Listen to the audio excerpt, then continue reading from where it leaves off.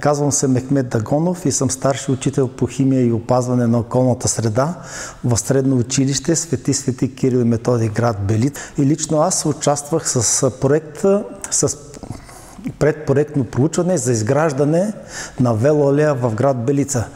Проектът се отрази много добре на учениците, т.е. и лично за мен те участваха много активно. Направихме няколко кампании, срещи с общината, с ръководството и с кмета на общината. Децата също така научиха много неща за изграждането на велоалеи, за построяването на парк. Ръководството на общината и в лицето на господин Ревански се отнесаха много добре, много учтиво към нас. Запознаха ни с всички нормативни документи. А кмета на общината, господин Ревански, ни обеща да ни съдейства, като кандидатства с Македония по трансграничен проект и обеща в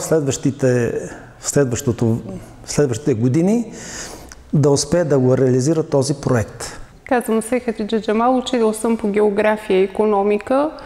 Съвместно с ученици от 11 клас разработихме проектна идея енергийна ефективност и възобновяеми енергийни източници по проекта "Променяме се с климата".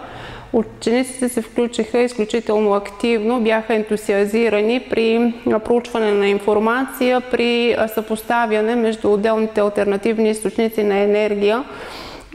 Заедно разговаряхме с служители от общината инженери, които ни дадоха насоки какви са възможностите за използване на фотоволтаични системи на територията на община Белица.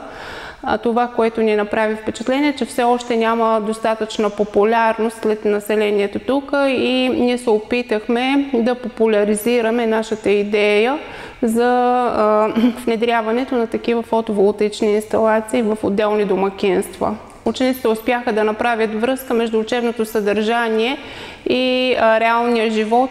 В учебните програми са заложени теми, свързани с алтернативни източници на енергия, но ние изключително подробно успяхме да се запознаем с тях и да видим какви са възможностите на територията на общината за използване най-вече на фотоволтаични системи.